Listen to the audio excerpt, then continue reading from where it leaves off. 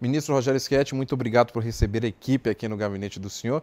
E para começar o nosso bate-papo, gostaria que o senhor explicasse para quem nos assiste como era o entendimento do STJ antes da Lei Maria da Penha.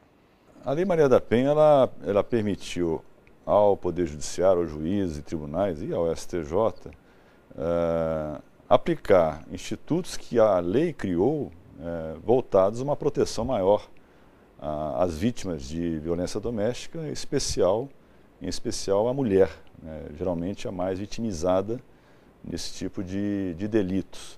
Até a Lei Maria da Penha, que é de 2006, nós não tínhamos, por exemplo, medidas protetivas que, a partir de então, passaram a proteger a mulher contra o comportamento violento de seus esposos, namorados, e o STJ, portanto, passou a ter instrumentos mais efetivos e normativamente previstos para atender a essas situações. Havia uma diferença com relação à punição do agressor?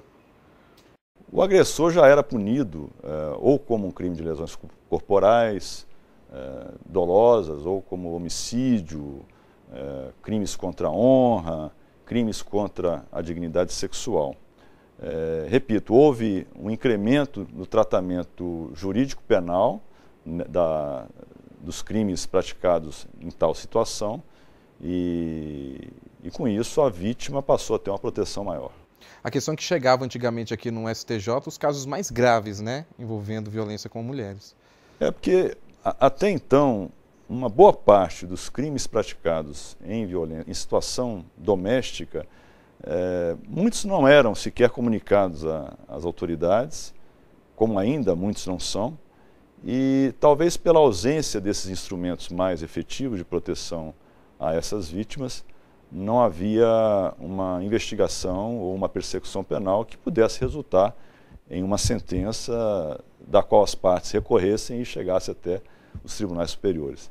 Então hoje, como nós temos instrumentos mais efetivos, tanto de atendimento às vítimas em delegacias especializadas, toda uma política nacional de proteção às mulheres e às vítimas em geral de crimes cometidos no ambiente do próprio lar, essa realidade hoje é bem diferente. Enfim, há uma atenção muito maior do Estado e, por conseguinte, do Poder Judiciário às vítimas de violência doméstica.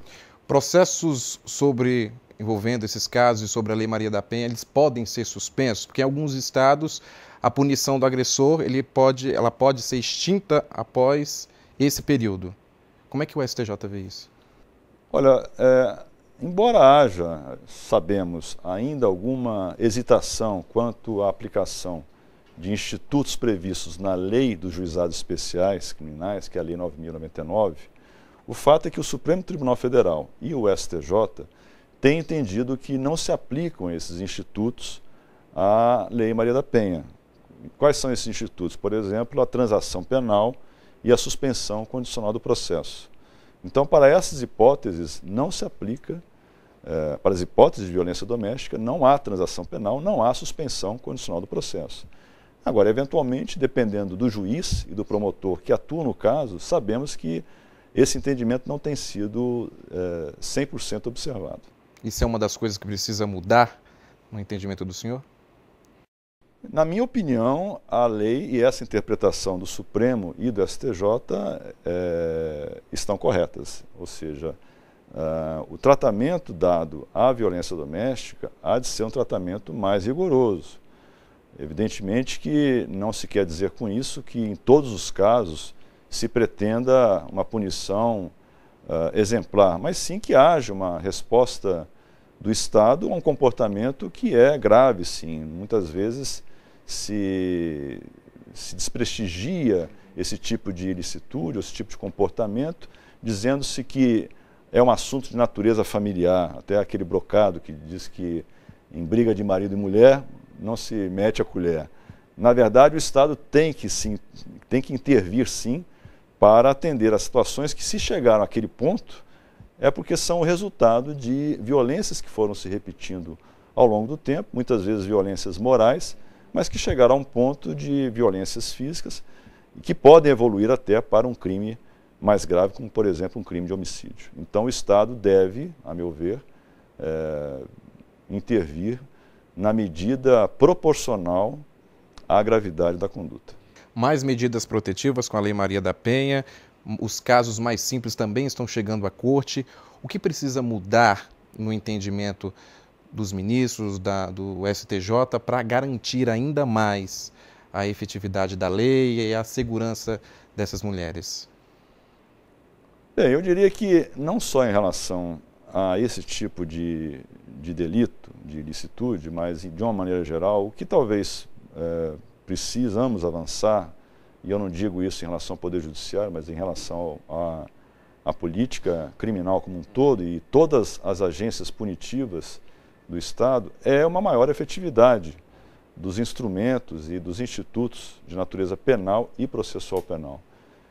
Creio que é muito válida a lição bem antiga, já do século XVIII, de um autor que todos conhecem muito bem, Beccaria, que dizia que é muito mais importante a efetiva aplicação da lei do que a gravidade das penas. Dizia isso com outras palavras, querendo dizer que aquele que viola a lei penal talvez deixasse de violá-la se soubesse que a sua conduta seria efetivamente punida. Não necessariamente com uma pena elevada, mas que alcançaria uma resposta punitiva. E o que nós vemos no Brasil é que muitas vezes essas condutas não encontram essas respostas. Ou demoramos muitos anos para investigar, processar e punir os autores dessas condutas, e as vítimas se sentem muitas vezes desprotegidas. Não encontram sempre na delegacia de polícia, no Ministério Público e no Poder Judiciário uma resposta que efetivamente a proteja, e se sentem fragilizadas e muitas vezes até por isso se sentem inibidas de procurar uma autoridade para relatar um episódio de violência doméstica. A Lei Maria da Penha ela enquadra também lésbicas, travestis? Sim, em princípio ela foi concebida para proteger a mulher, mas a jurisprudência tem avançado para abrigar também a parcela, ou as minorias, ou aqueles segmentos da população que se encontram individualmente em uma situação de fragilidade, de vulnerabilidade perante o parceiro ou a parceira. Então ela pode abrigar, sim, uma companheira em uma relação homoafetiva, pode proteger idosos numa violência doméstica também, pode proteger crianças, desde que haja uma relação de dependência, de vulnerabilidade, em que o agressor tem uma supremacia em relação à pessoa agredida. Entendi. E tem algum caso em especial que o senhor participou? Então, vários, né? Mas tem algum em especial que chamou a atenção do senhor com relação a esse tema? Bem, eu me recordo, em se tratando de violência doméstica, os casos que mais nos afligem são aqueles casos que atingem crianças. Nós temos crimes de natureza sexual que sempre chegam à corte, e recentemente tivemos a oportunidade de julgar em que uma pessoa, um padrasto, violou sexualmente a sua enteada, uma adolescente de 13 anos, e a justiça de origem absolveu essa pessoa, alegando que a vítima, essa adolescente de 13 anos, havia consentido com a relação sexual e que inclusive gostava do seu padrasto. Ou seja, desconsiderou o fato de que uma adolescente ou uma criança não tem ainda capacidade plena para decidir a respeito da sua sexualidade e que, portanto, há de ser ela sempre protegida contra atos dessa natureza, principalmente no ambiente doméstico. Hoje nós sabemos que 70% das agressões, das violências de toda a ordem cometidas contra mulheres são cometidas dentro do próprio lar. E este é um exemplo clássico de uma violência de natureza sexual, em que inicialmente o réu foi absolvido, mas o STJ reformou essa decisão e condenou o padrasto por crime de estupro.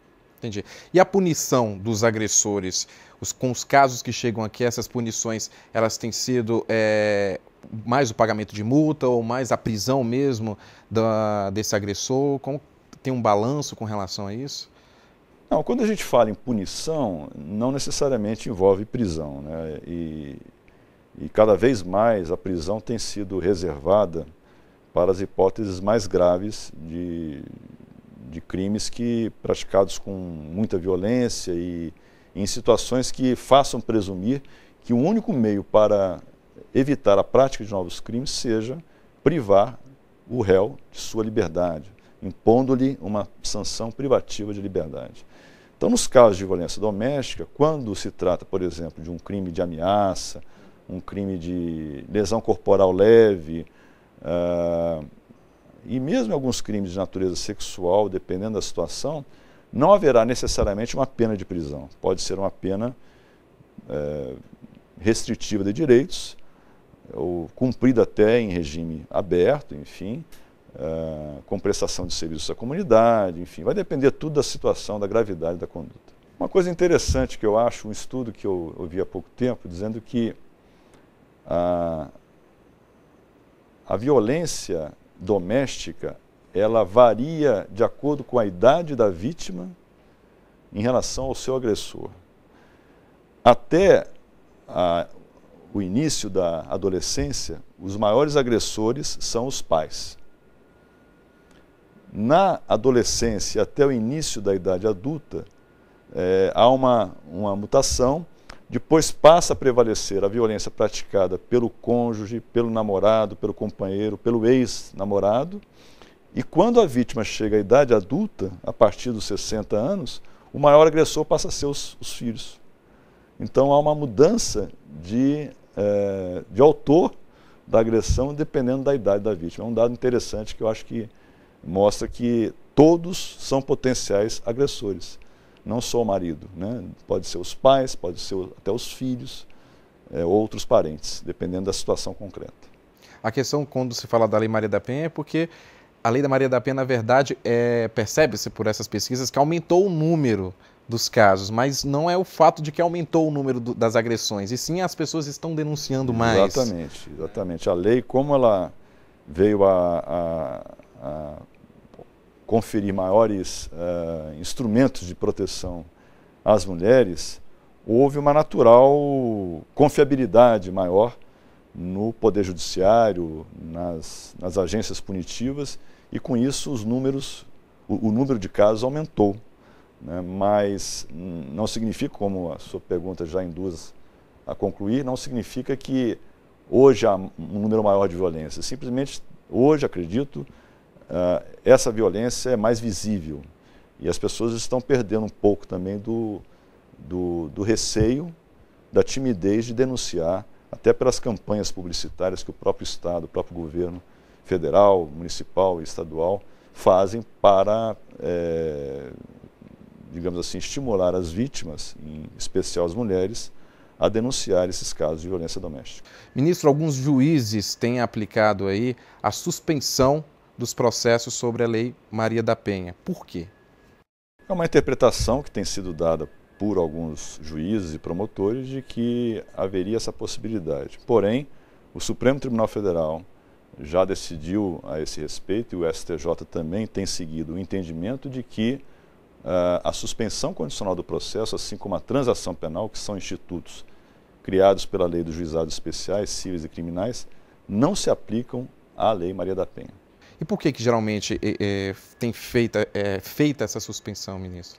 Porque esses juízes e promotores que assim entendem, consideram que, ao invés de impor ao acusado um processo e, eventualmente, uma pena, é mais interessante ou é mais aconselhável dar a oportunidade a esse réu de cumprir determinadas condições que são impostas pelo juiz, após um acordo entre o Ministério Público e o acusado, e durante esse período de 2 a 4 anos, geralmente 2 anos, o acusado cumpre essas condições, não voltando a cometer algum tipo de violência contra a mulher, o processo é extinto sem imposição de pena. O que não é um entendimento. Não é um entendimento porque se entende, o Supremo e o STJ entendem, a meu ver corretamente, que a lei veio a dar um tratamento mais rigoroso as hipóteses de violência contra a mulher. Portanto, esses institutos que foram criados para situações outras não se aplicariam à violência doméstica contra a mulher. A punição do agressor não está associada apenas à prisão. Não, de forma alguma. Hoje nós temos até um incremento e um incentivo maior à inflição de penas que não sejam privativas de liberdade. As penas de reclusão, detenção, são aplicadas para os casos muito graves, né? De modo que, se o crime não traduz uma gravidade maior, a punição pode ser, por exemplo, de prestação de serviços à comunidade ou de pagamento de uma prestação pecuniária à própria vítima. São medidas alternativas, penas alternativas àquela pena clássica de prisão.